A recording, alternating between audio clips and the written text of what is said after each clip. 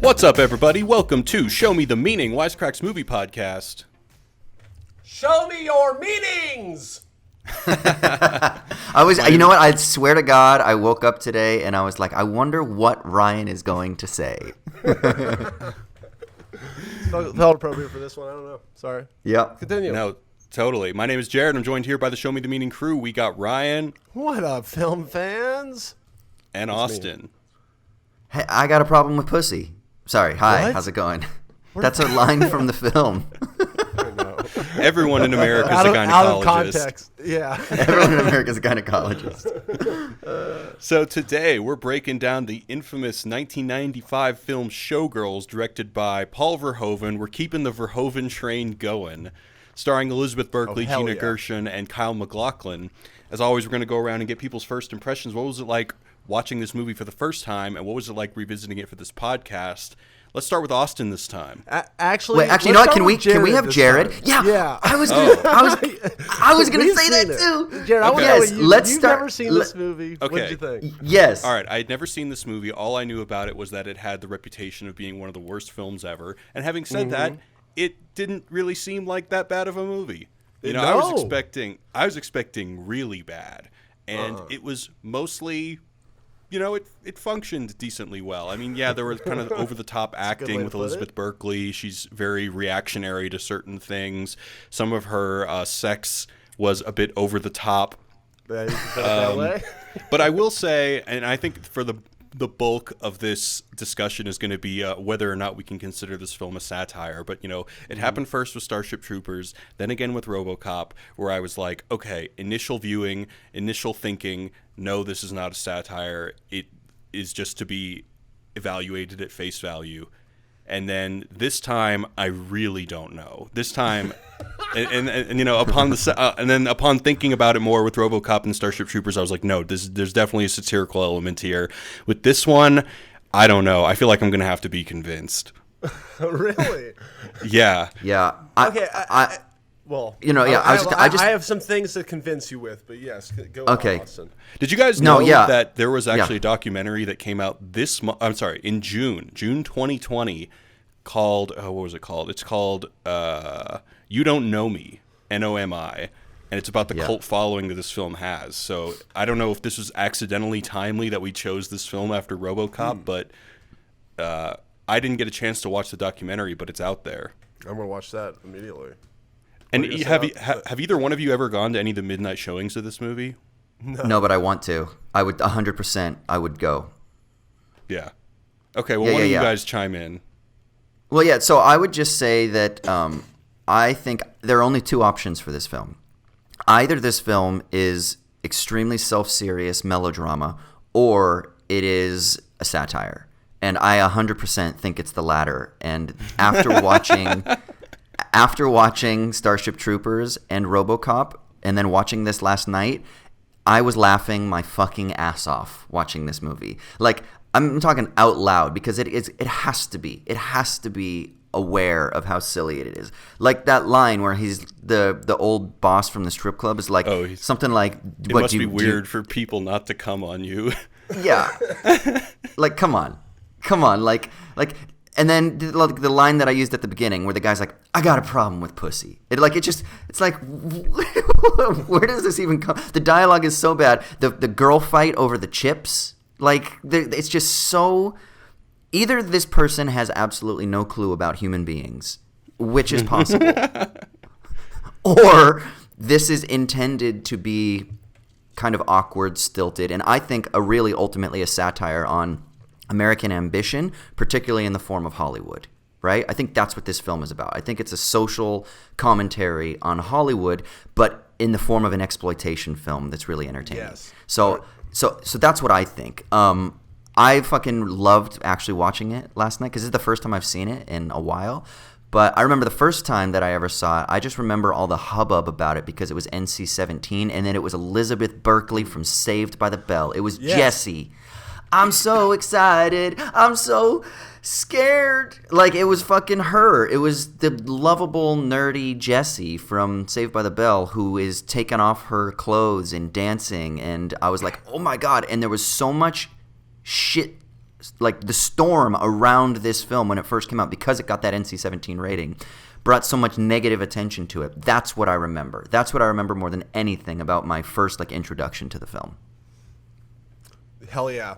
I love the shit out of this movie. And in terms of answering the question on whether it's a satire, absolutely, I think it is. But with a big caveat, it is a Paul Verhoeven satire, which he makes a very specific kind of. He has a very specific humor. He's a guy from he's Dutch, right?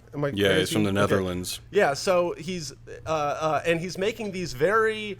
He's making movies about American culture, and specifically, this is like kind of 90s. He was big in the 90s. He had Basic Instinct, Starship Troopers, in this movie, Boom, Boom, Boom, and especially this and Starship Troopers have in common. And I think that this is huge. 90% of movies is casting. They said, or Robert Altman, I think, said that. And casting Elizabeth Berkley and casting as the lead in this role, and casting. The whole cast of 90210, for the soap opera stars for Starship Troopers, is absolutely a part of the satirical element of the movie, and it's like it's a version of stunt casting, but he owns it. It's not. It doesn't kind of. It is stunt casting, but he pulls it off. And Elizabeth Berkley is the perfect. I know they offered this role to a whole bunch of people, but just the fact that it ended up going to her, the Saved by the Bell star, like he has.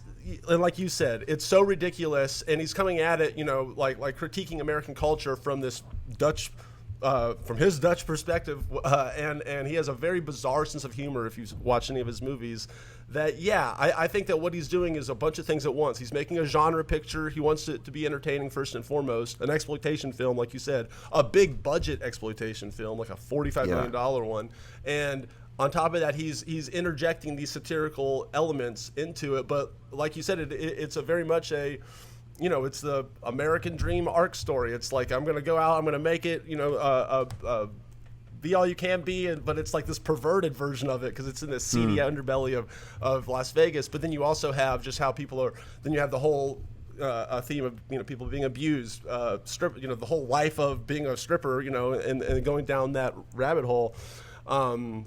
Well, and here's the bit. Here's the button at the end of the film. When she leaves, where is she going?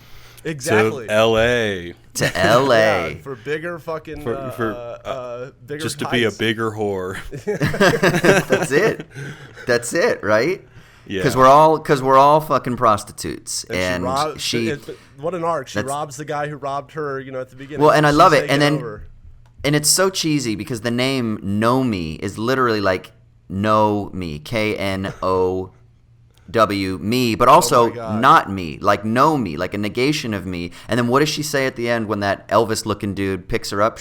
He's like, "What did you win?" And she's like, "Myself." Like Yeah, she perfect. found herself. Like she was this troubled past. She had this troubled past. Clearly, she's a badass. She carries a knife.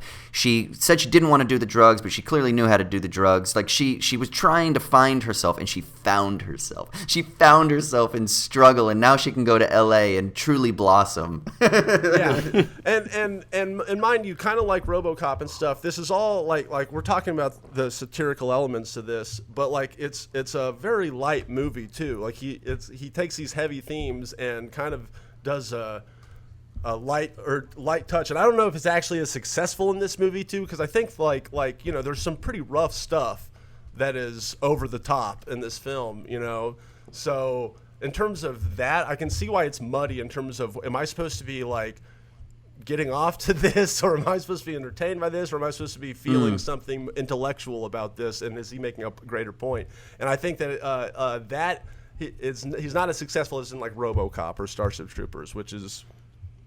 I don't know. It's different. What do you guys think? Yeah. Well, I did some reading about various people and whether they actually do consider it a satire or not, and it's pretty split down the middle. There seems to be a lot of people who are making these arguments for why it does have a satirical element to it, and there are other people who are saying that no, it is an erotic drama that just does not work on either level, either as a piece of erotica or as a drama. They just don't get it, man. They just don't get it, man. Do you not think that that's because they're trying to judge it based on Basic Instinct, whereas we're judging it potentially based on RoboCop and Starship Troopers, right? Well, and then Basic Instinct, but that doesn't mean Basic that Instinct is an necessarily erotic we're right. drama. Yeah. No. Yeah. But it's a kind of like the lens, the aperture through which we're looking at the film. When the right? movie came out, he had just been he was a hot director off Basic Instinct. Him and Joe Estevez, the guy that wrote it. Basic Instinct. And I think I think that I read an interview too where they were like, yeah, we kind of figured we could just do whatever we wanted. We were on top of the world, and we kind of pushed stuff too far. I mean, I think that they look at this movie as a big failure on every regard. But it's been rediscovered here in 2020. Yes. And it won all the Razzies, and Verhoeven actually showed up to accept his Razzie for worst film. Yeah. That rules. So, I mean, part of me is wondering if he accepting his Razzie is still on that elevated Dutch pedestal saying, oh, these American idiots, they just didn't get it. And in a sense, this Razzie is like an Oscar for me. Oh, dude, he laughed all the way to the bank, I'm sure. Yes. Yeah. With his Razzie. All right, let's go into a recap of this movie. So, Nomi Malone is a drifter who hitchhikes to Vegas in hopes of being a dancer. After getting ripped off by her driver, she meets and becomes roommates with Molly, a costume designer who invites Nomi to see the backstage glamour of the topless Vegas show Goddess. Nomi gets a job as a stripper where she catches the eye of Goddess star Crystal Connors, whose interest in Nomi seems to waver between wanting to help her career and prove to her that she's nothing but a whore. One night, Nomi meets a bouncer named James who sees great potential in her as a serious dancer. He tries to recruit her to a routine he wrote for her, but she rejects him. With Crystal's help, Nomi gets a job as a dancer in Goddess, but Crystal's benevolence is quickly thrown into question when she gets Nomi a one-day job at a conference where she is expected to please a high-rolling guest. So Nomi seduces Crystal's boyfriend Zach as revenge. In return, Zach gets her the role of Crystal's understudy. But when Crystal's lawyer gets involved, the offer is rescinded. Crystal provokes Nomi, causing Nomi to push Crystal down a flight of stairs, making her unable to perform and elevating Nomi to the star of the show. At a celebration for Nomi, Molly meets her musical idol Andrew Carver. Carver takes her to the back and, with his bodyguards, rapes and beats her. At the hospital, Nomi seeks justice for Molly, but Zach suggests that they will pay Molly off to protect Andrew. Zach then confronts Nomi about her past as a prostitute and blackmails her to keep quiet about the incident. Seeking vengeance, Nomi tracks down Andrew and beats the shit out of him. Crystal forgives Nomi, and Nomi decides to leave the Vegas life behind and hitchhike to Los Angeles. Coincidentally, she gets the same driver that drove her to Vegas and demands her stuff back at knife point. End of movie. All right, guys, before we continue, I want to give a shout out to Storyblocks for sponsoring this episode. Storyblocks is a massive stock library that includes photos, videos, music, sound bites, and so much more. With a membership, you can download unlimited content and use it for personal or commercial use royalty-free. As a video creator and podcaster, I can say a content library is invaluable. We never have to worry about going over budget to license the perfect song or clip. It's a great time saver, and again, you don't have to worry that you're stealing someone else's assets for your project. Storyblocks goes above and beyond other libraries because they offer more than just stock footage. You can access After Effects templates, illustrations, and other essential project files. So find the song to finish your podcast or the photo to include on your new website with a Storyblocks membership. They offer an unlimited all-access plan that gives you the ability to download content from their library with over 1 million assets. They're constantly updating and adding to it, so check it out today. Click the link in the show notes or go to storyblocks.com/wisecrack to find out more. And now, back to the show. All right, guys, so when we talk about Starship Troopers and RoboCop, both movies have a setting that is definitely a dystopia. And I was wondering, I wanted to start with that, the setting of this movie. Do you think that there's a similar dystopic element to this image of Vegas? Yeah, definitely. I mean, everyone's an asshole in this movie. Everyone's selfish and greedy and in it for themselves, and they deal in the vices of life, and that's it. That's the setting of the movie. It's all the caricatures that you think about, like the underside of the glitz and glamour, right? Like people just out for themselves, dudes all just being misogynistic assholes, women entertainers being cutthroat and catty and jealous. It's all of the caricatures that you think about in like the entertainment industry added to the caricatures that you think about like rich people with like that ridiculous house that Kyle MacLachlan has that is so tacky with the light up palm trees. Like, bro, when that went on, I literally started laughing. I was like, that is so tacky, man. Like this gorgeous fucking sprawl and these like light up Christmas decorations basically is what they look like. So it's everything but like in caricatured form.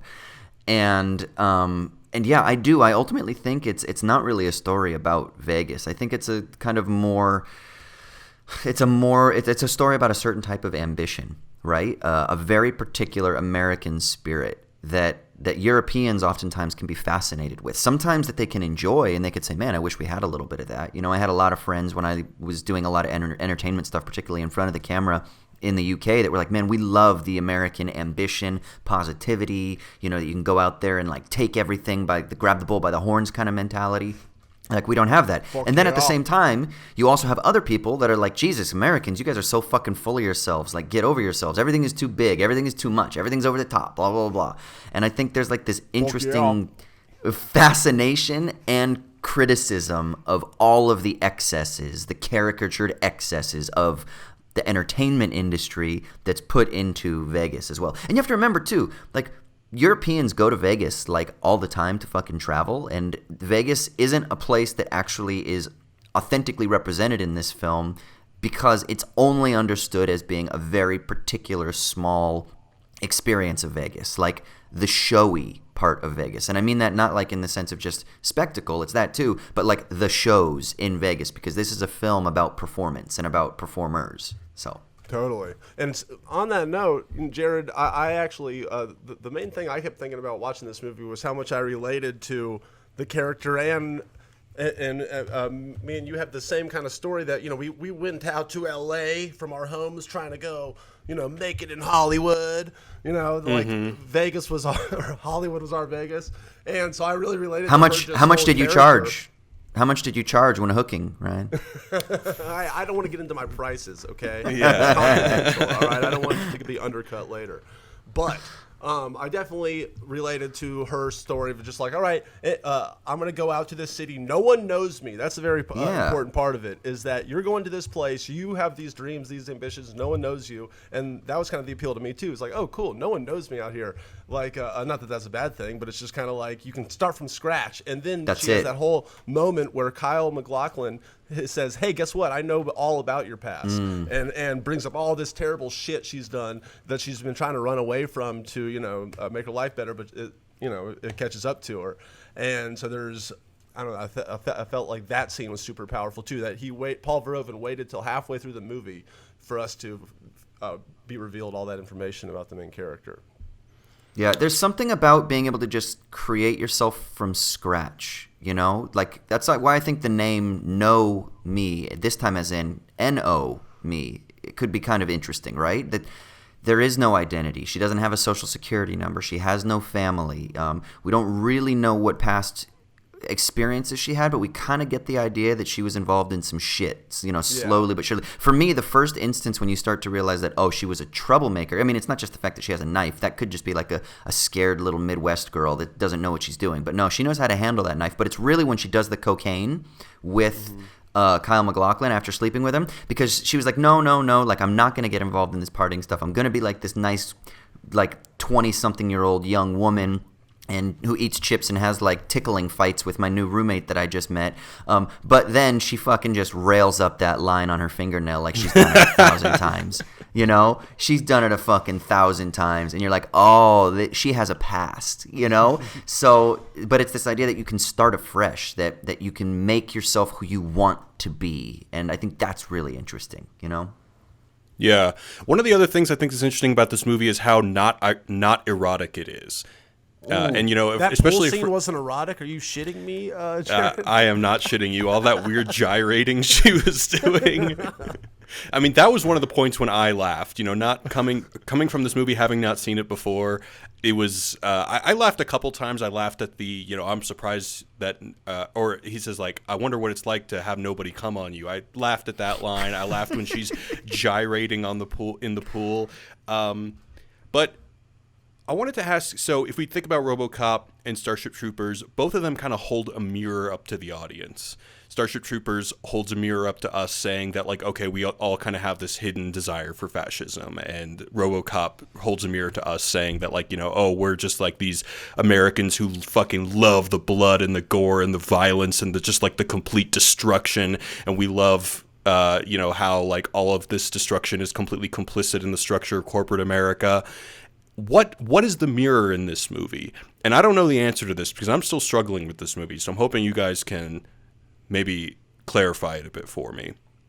So my theory is that this is after he makes Basic Instinct, which is his big American film. Like, yeah, he did RoboCop before this, but Basic Instinct is when he is now in the world of particularly women, right? Because Sharon Stone becomes this huge... she was already known, but she just kind of reaches the stratosphere with Basic Instinct. And so I think that this is him in his efforts to explore misogyny and the role of women in the entertainment industry in America, in particularly Hollywood. And so I think this is him now being in LA. RoboCop is what, 87? 85, 87? 87. And then Basic Instinct is 92? So then this is 90. I don't know. This is 95, and then we have Starship Troopers. It's 97, right? So I think that from like 87 to 95, let's say, or even let's just say it's a decade. What you have then is him kind of coming from his European experience, where the film industry is rather different, and now he's in America, and he's saying, "Holy shit, man! Like, I'm seeing some fucked up things. You know, this idea that everybody is a whore, that everyone is selling themselves, right? And that's just part of the game. And you will get sucked into it, whether you like it or not. Not just the women, the men too, but it particularly is protracted on the feminine body, right? Not only do you have to take your clothes off, but also just in terms of how it will affect you. Like, you beat yourself up, there's like infighting, you get injured. I mean, there's all kinds of costs associated with this, but no matter what, you will end up selling yourself so that you can achieve the thing that you think you desire. And I think that's really what this is. So it's a little bit less about America in a grand sense and more about, I think, Hollywood and the entertainment in particular, which is still a very, like, it's a microcosm, right? Like, it's like a synecdoche, if you will, of America, but told through Hollywood, but told through Vegas, you know? Yeah, I was thinking that, like, in a sense, I mean, obviously the big theme in the movie is that she can't escape being a prostitute. You know, we find out in the end that her background is that she had charges of possession, she armed robbery, and ultimately prostitution, solicitation. And I had this theory that, like, we, the movie-going audience, we are really the whore, because we relish in Elizabeth Berkley. Like, on the one hand, we're like really afraid of her boobs because you know, it's creating all this controversy that this 20-year-old Saved by the Bell star is in this movie, and at the same time, we're all kind of like getting off to it in private. So, like, we're just as much of a whore that it's kind of relishing in this movie as the people that it depicts. I don't know if I would say that Paul Verhoeven was thinking of that. I mean, kind of Death of the Author version, I can see that is a thing that you can... Too meta. Yeah, I mean, like he definitely is an in-your-face director with the sex, which in my opinion, just seeing interviews with him, I think he just does it because he thinks it's shocking and funny and cool, you know, like most of the time. I mean, the Basic Instinct one is cool because there's like power dynamics and it's like it's this weird shot and the famous, you know, up the skirt vagina shot. You know what I'm talking about? Yeah, but then there's a sex scene or the shower scenes in Starship Troopers, which is just kind of like I think he wants to see a future where we don't care about, you know, it's not a big deal. We can all just like be naked together. I think is Paul Verhoeven's like utopia, and if you just go off of his movies. So I think he is fascinated by sex, I think. And yeah, so what if the mirror is not that we're the whores as the audience, but we're the Johns because we're paying to get the excitation, right? And so Yes. what if then this is kind of, and this is going to be a weird comparison here, but what Cabin in the Woods is for horror films, this is for like erotic thrillers and for enticement and like I don't know what films would fit into that, but maybe films like Basic Instinct. Like, why do we love to go and see women selling themselves? And then this is like doing you're gonna hate this. This is like doing like an Aaron Sorkin pulling the curtains behind the scenes, right? Okay, so you in the audience, you love to get excited by these beautiful women who are showing their tits in these shows, but let me show you what's going on behind the scenes, but in a really gross, exploitative, and caricatured sense. And then he's saying that's what you're fucking buying, right? So it's like he's peeling the layers back and going, see, you're the Johns. Like you're just as complicit in this. It's not. We don't need to demonize the sex worker. No. As a matter of fact, you're structurally enjoying this, and here is the mirror. I think that might be what's going on. I like that. Do you think there's almost a trolley element going on here in that Verhoeven knows, because it's hard to remember a time before internet porn, but 1995 was kind of before internet porn became a big thing, and you could see naked women, at the click of a button. But back in the mid 90s, there was a huge market audience for people going to see Hollywood movies just to see some tits, you know. And in a sense, I feel like he's almost trolling the audience by making a quote unquote erotic thriller that is decidedly not erotic at all. Like, none of those scenes are really that titillating. They're all very exhibitionist, very in your face. I mean, very Verhoeven. Yeah. I mean, like they're the sex equivalent of, one of those RoboCop action scenes with like blood and shit going everywhere. It's just so in your face, so like almost violent in its sexual exploitation.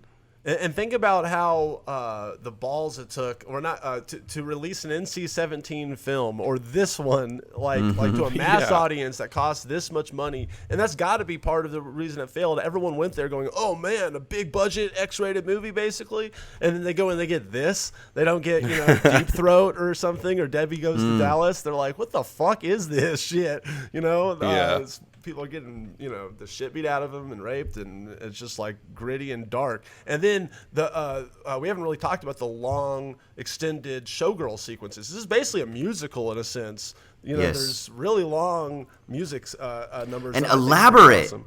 Yeah. So elaborate and so many different set designs and so much choreography, and the professional dancers are amazing. This is one of the things I was thinking about too, is that there's also, in the midst of all of this, it's not just pure like corruption and nastiness and selling of bodies and buying of bodies and stuff like that. There's also genuine creativity and genuine artistic expression and a genuine desire to find yourself or to truly create something that you're proud of, like that James character. Like, he doesn't want to be involved in like some of the stuff because he really wants to create his own thing, right? So it reminds me of this.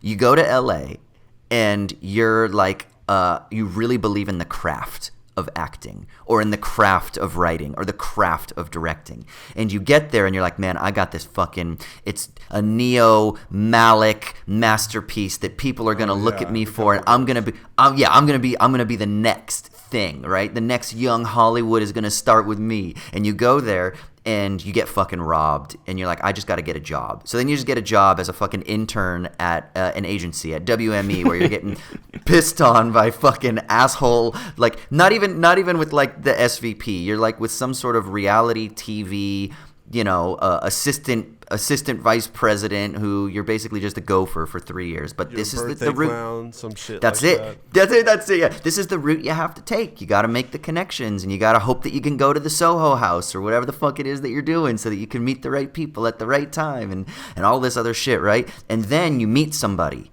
and that's her meeting James, and that person's like, hey, let's make something really authentic and real. But you guys are both really just using each other because you don't really authentically care. You're kind of just in this weird space, and so you don't really do it. And then finally, you know what? You get cast in a pilot because of some weird circumstances. Maybe you fuck a producer. Maybe you fuck the casting director. Whatever happens. And so you get cast in a small part, and then somehow that leads to getting cast to the big part, and then you get kind of launched in it. But still, you're proud of James for doing that indie show that gets screened at Sundance or something like that, But like that's not the real stuff. The real stuff of LA is the sitcom or is the blockbuster film, the studio film, not the little indie film that was crowdfunded that got some love on the festival circuit. And so there's this interesting interplay here that you get between like creativity and authenticity, but then also the business that is show business.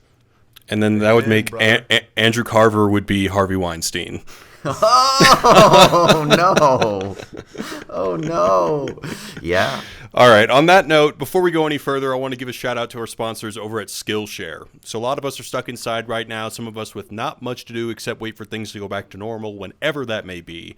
One thing you can do to keep your mind limber and keep yourself from going insane is to learn some new skills. That's where Skillshare comes in. If you're looking to explore new skills or get inspired or deepen your existing passions, Skillshare is an online learning community where you can explore and discover thousands of classes on a wide variety of topics like graphic design, productivity, creative writing, film and video, freelancing, and more.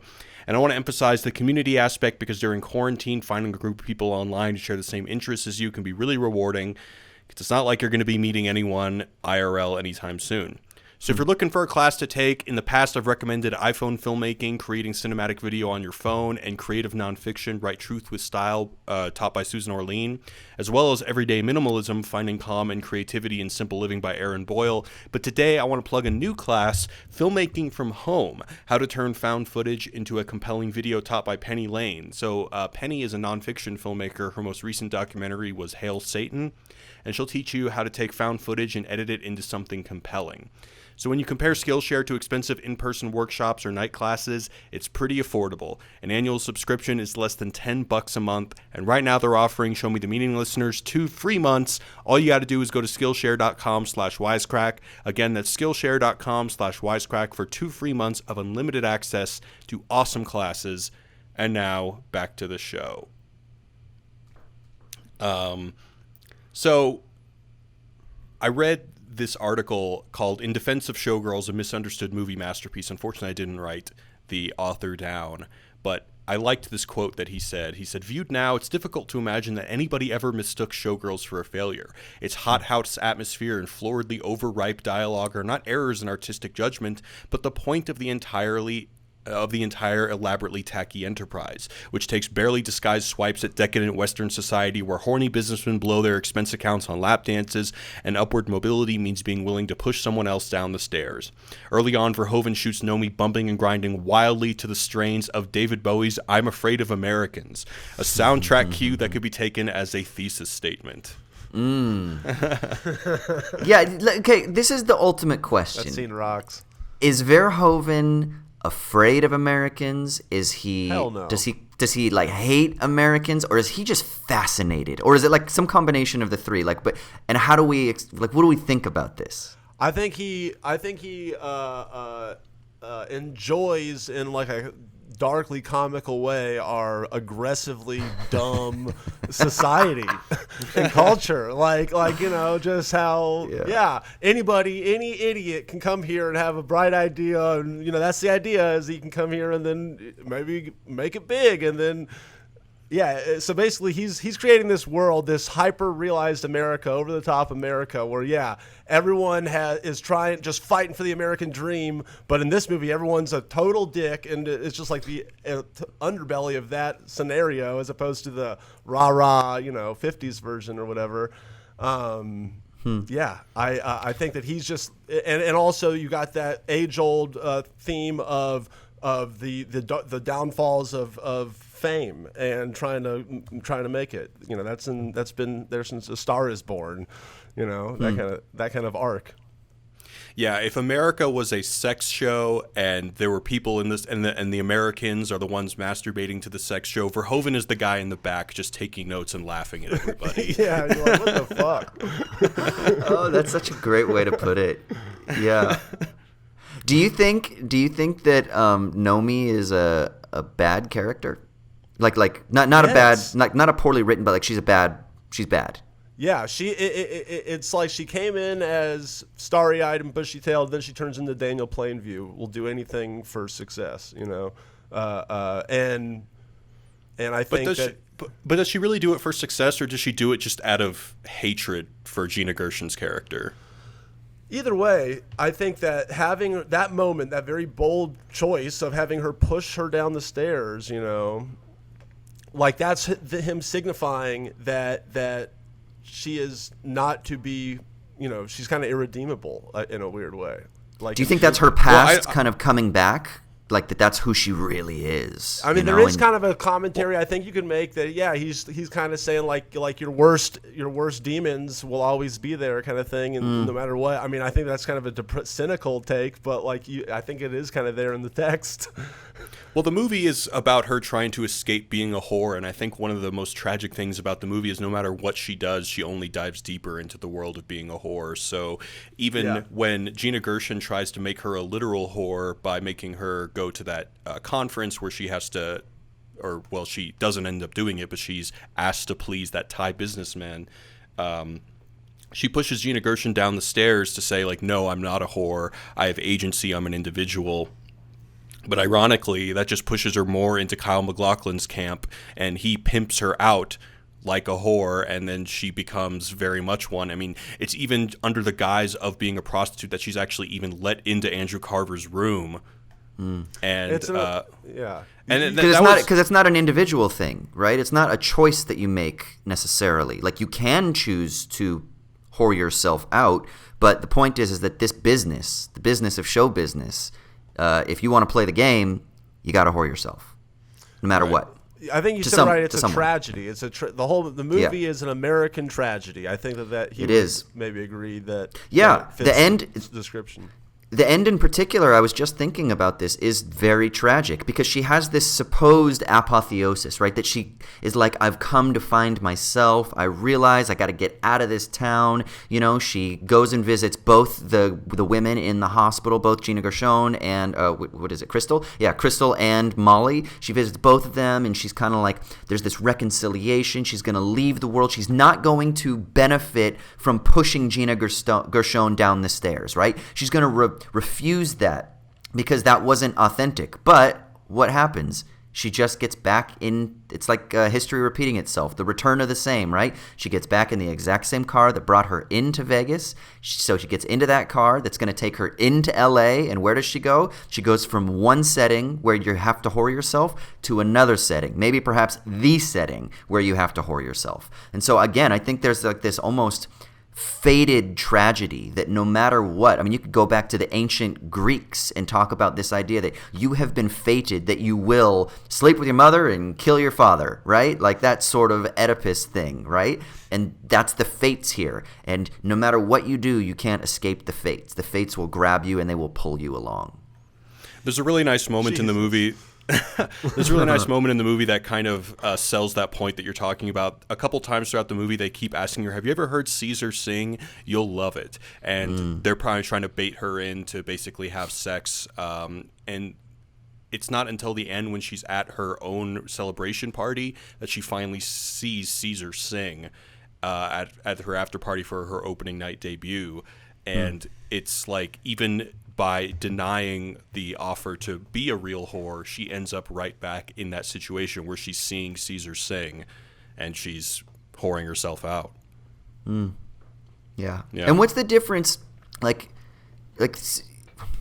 if you're whoring yourself out, but you're on top of the world, is that a bad thing? Or have you somehow beaten the system? Like, I think a lot of people think different they've strokes beaten. for different folks, dude. That's it. Yeah, that's what I'm wondering. Is it like different strokes for different folks? Or is it... Because I think for Verhoeven, it's not. I think he's being critical of that. But, definitely from the LA mentality, it's like, hey, you just got to play the game, but that's cool because you still retain your autonomy because of the radical individualist spirit, the ambitious spirit of kind of the American ethos.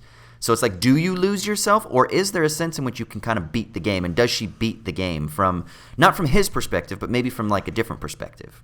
Well, I personally am fascinated with interviews with former porn stars, and just kind of their different takes on their former life, because some of them you can tell are very just matter of fact, reasonable, grounded, like, yeah, I did that, whatever, I owned it, and it was awesome, and I made a lot of money, and fuck everyone. And then a lot of people are like, dude, brainwashed myself, or I was brainwashed and exploited, and it was the worst thing I ever did, and I did it for 3 months, and now it's like, Mia Khalifa or whatever, she did it for like 3 months. She's like one of the most famous porn stars ever, and she like totally regrets it, and she did it for like 3 months when she was 20. She's like, fuck, what did I do? So I feel like it's like different personalities go at a different way. It's psychology, and it was cool for her. Like the character Elizabeth Berkley plays is like a wild card character. It's like that's in movies all the time. You never know what she's going to do. She's kind of going off the handle, and that makes her dramatic and interesting. But it's cool that it was interesting that they made her the main character someone so kind of. Like that. Like she does not really have a good head on her shoulders, I think, objectively, you'd say, right? Yeah. She's easily manipulatable and the kind of worst person you'd want to end up in this situation. See, that's the question. Is there essentially a sort of misunderstanding of feminine autonomy here, right? Or agency? Because is she portrayed as just being a victim through and through? And is that then a sort of insufficient commentary on agency, that if you are going to be a sex worker, it's not whoring yourself out, but it's actually an autonomous decision made by an agent that is rational, rather than it just being something that you get caught up in and that you fall into. That would be the flip side, that maybe Verhoeven doesn't emphasize enough, because maybe he's just seeing this too much from a particular lens, right? And that the kind of like pro-sex worker, maybe a more sort of robust view of thinking about it from the perspective of feminine agency, would say that no, you're not being victimized all the time, but actually you do have this autonomy that is cutting through all of the pressures that are structurally imposed from outside. You can see that. When you guys imagine Paul Verhoeven directing, like let's say he's directing one of the scenes where Elizabeth Berkley overacts a little bit, she's very reactionary. Whenever someone says something negative to her, she kind of like freaks out and starts running away. Do you imagine him, like maybe she does a take and it's a little bit more understated and he goes, no, it needs to be big, it needs to be ridiculous, it needs to be barely believable. You think so? Or does he just get those quote unquote bad performances and just, to like privately to himself just says yes and puts it in his back pocket? I think he absolutely, day one or at the reading, is like, look, guys, we are creating a heightened reality here. Okay, this is this is not. We're not making a documentary. We're not making a cinema verite. Yeah, we're making a genre film, and we want the emotions to be big, and these are big sweeping themes, and so too much is not too much. You can go as big as you would like. I think is probably his biggest direction, and probably they give him his biggest, and he goes, "I want bigger." Bigger, yeah. I was thinking about that particularly with the pool scene, the sex scene in the pool. Like, there's no way that Elizabeth Berkley comes on set that day and is like, "I have this idea, Paul, that I think that she should really like." Clearly, he's like, "It's got to be bigger. It's got to be more. It's got to be get into it more." I can totally see him being like, one, coaching her up that it's got to be bigger, and then two, doing repeated takes where it's like, no, more, bigger, faster, harder, whatever. This is actually a part of the history of this film, and actually, in a weird meta way, I'll go on my own meta rant now. Elizabeth Berkley her experience making this movie kind of juxtaposes with her character in the movie and how fucked over she got. She came over, she made it in Hollywood as the Saved by the Bell chick. She's there. Everyone knows her. She's on one of the most popular shows in the world. And then she uses all her clout from that to go into, this guy who just made this big movie, and he totally directed. She regrets making this movie, like a porn star would regret her former life, because this ruined her career, And Paul Verhoeven is responsible for that in a big way, because she did not come to the set, act with this character and how she performed it in mind. That was definitely all Paul Verhoeven, and she went along with it because she trusted her director. That's how many times have you heard that in a in a horror story? And it ended her, and he went on to make big movies. And I'm not blaming Paul Verhoeven. I'm not saying he's a pimp, but he had the control. He had final cut over her portrayal in this movie, and it shattered her career and image. And I don't think I think it's just a story. It's just a parable for I think it took Hollywood. 25 years, but I think Elizabeth Berkley is a little bit warmer towards the film now because she's actually showed up at least one of the midnight showings of this movie. Hell yeah. Probably needs the money. Yeah. All right, guys. Anything else you want to bring up before we go into the mailbag? I just through this conversation, I'm even more convinced that this might be a masterpiece. It's a masterpiece. It is so fascinating. I think you could actually go through like character by character, scene by scene. You could look at the different plot lines. I think the structure of the film is really interesting. I noticed that there's a clear 3 acts, and but the first act is an hour long. It's an hour long. Mm-hmm. There's a fade to black. And from that fade to black, that's when she gets cast and she starts dancing. So the first act, let's say, is her getting to Vegas, getting set up, doing her dancing at the Cheetah Club. And then the second act starts when she gets the job as a showgirl, which is an hour in. And then you have about 45 minutes of the second act where it's her as just a chorus line dancer. And then you have the final act, which is her kind of reaching that pinnacle, and then ultimately then the conclusion at the end. And so what is a 2-hour, 45-minute film or something like that? But I think it's a really interesting film. Like, there's so much to analyze. Like, why are the acts broken up the way they are? Like, what are we supposed to focus on? Like, why is there a disproportionate? Yeah, like, what's going on here? I think there's so much going on that you could analyze. So yeah, I think it's wonderful. 100% concur. The last thing I'd like to bring up, earlier in the chat, I saw a guy named Ninja Please, said, "Who do you guys think is the modern Verhoeven?" And I think that's a great question. I actually have a good answer. I think I'm going to go with Ari Aster, the Midsommar director. Because I think that guy makes big budget genre films that have the darkest sensibilities, but small humor. Budget. Well, okay, it's not they're not micro budget horror indie movies, but they're big budget for what they are. They're for Midsommar costs a fair amount of money, I think, for what it is. Either way, even if it's mid budget, he makes genre pieces that are dark, have dark sense of humor, but also are dark in of themselves. Paul Verhoeven wasn't as much of a horror guy, but still, I think that they share a lot of. He's my pick for modern Verhoeven. I think that is a good pick. I really don't have anyone to add to that conversation because I'm still learning about Verhoeven, and he's bewildering me with every movie I watch. Hell yeah. All right, well, we're going to go into the voicemails. You can hit us up at 213-534-8807 or 21-ELF-HUT-07. We're the Elves Party. Let's hear one from Alexis. Hi, Show Me the Meaning crew. My name's Alexis in DC. I'm a huge fan of the podcast, and I was just wondering that since the world isn't going to end anyway, I was hoping you guys could talk about which movies are an accurate depiction of how the world's going to end, like which apocalypse movies really hit the mark. Would love to know your thoughts, and we'll continue to listen to your podcast. Thanks, bye. Well, clearly it's the Lars von Trier Melancholia. Melancholia. Film. Yeah, our planet's going to just collide with another planet. But other than that, which is the most accurate? What do you guys think? Well, she says which one hit the mark, and I will kind of equate that to the most on-the-nose apocalypse movie, and that would be, what was Elysium? You think we're going to have a flying mega utopia in the sky? That the Not people literally, we already do. But I think, yeah, just that is the world that we live in. Social stratification, economic stratification, as well as like the world that is the one that the people of the lower class inhabit is one that's overrun by climate issues and disease and stuff like that. Yeah, there's actually. And I don't even like that movie. I actually wrote about this.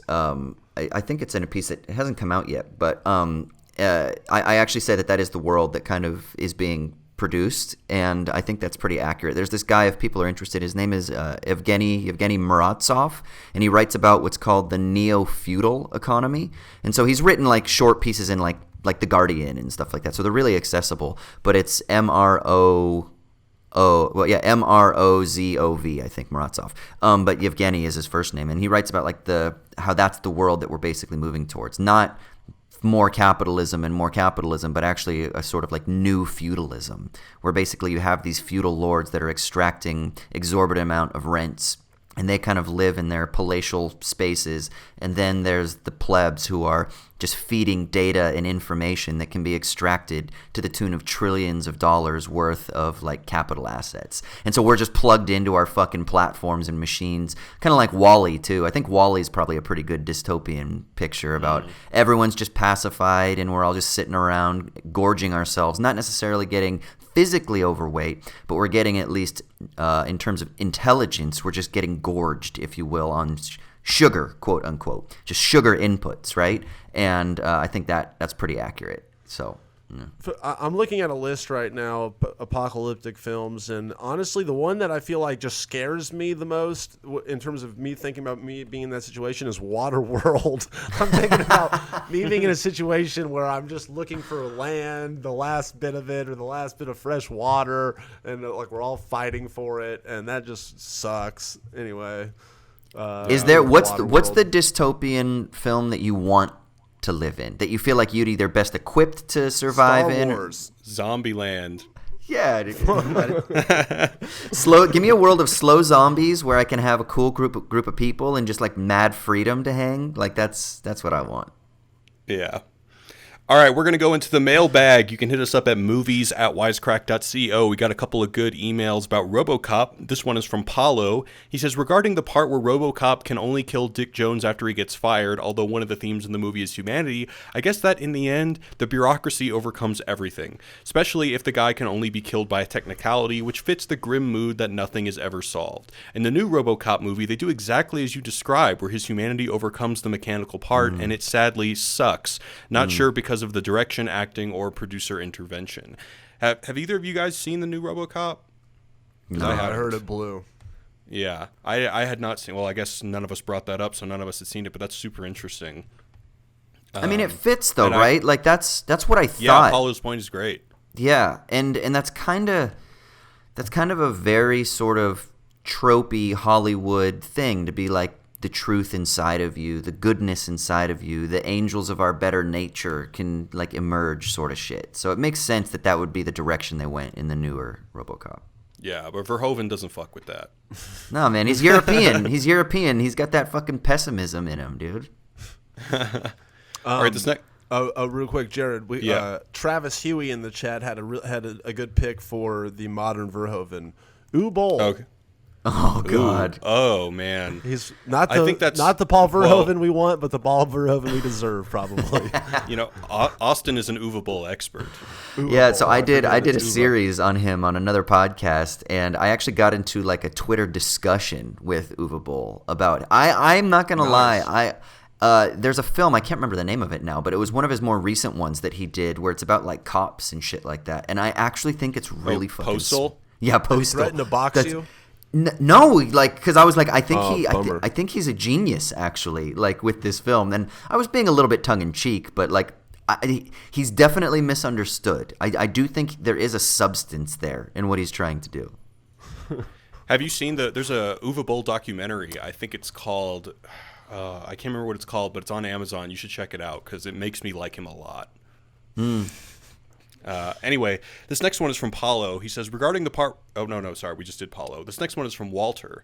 Hey, Wisecrack, Walter here. I love the RoboCop talk. I'd like to follow up on the action figure discussion you had about the irony of RoboCop toys. How do you think director Paul Verhoeven would feel about RoboCop's most recent resurgence in pop culture? His appearance as a playable character in the video game Mortal Kombat 11, for example. I love his inclusion in the game and his character's dripping in personality and callbacks to the films. Also, an American-made game that revels in the excess of violence seems even more appropriate for RoboCop after listening to your episode. Thanks for the talk, and I really hope you guys do Showgirls next. Which we did, Walter.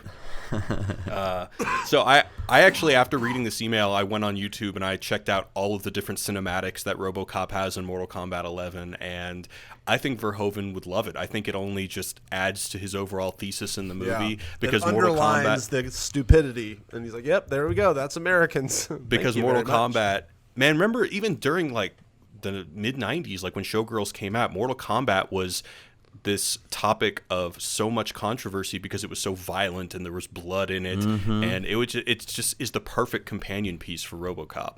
Totally. Yeah, isn't it funny? America is a weird place. Like, we obviously, in one sense, we love violence because we are like have imperialistic military history that's kind of defines our country, and maybe even still to this day, right?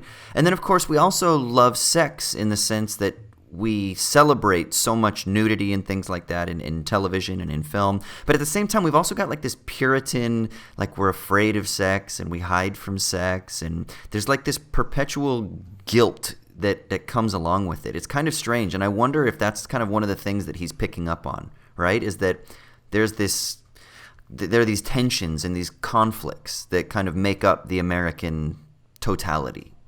Well, we definitely, like, we were talking about all the nude scenes in all those movies in the 90s. Like, I feel like you don't see very many full-on sex scenes in movies very much anymore. You see a lot of them in TV, but I feel like it's been a while since I've been at the movies where I was like, wow, that's a shocking, male or female nudity scene, or sex scene or anything like that. Like, it comes and goes. There aren't that many R-rated movies anymore. I guess or theatrical runs. Yeah, it's an economic thing, but yeah, I think he was in the golden age of sex on screen in cinema for sure. Yeah, and violence too. Like, are films as violent what a great as combo. Are these sex and violence?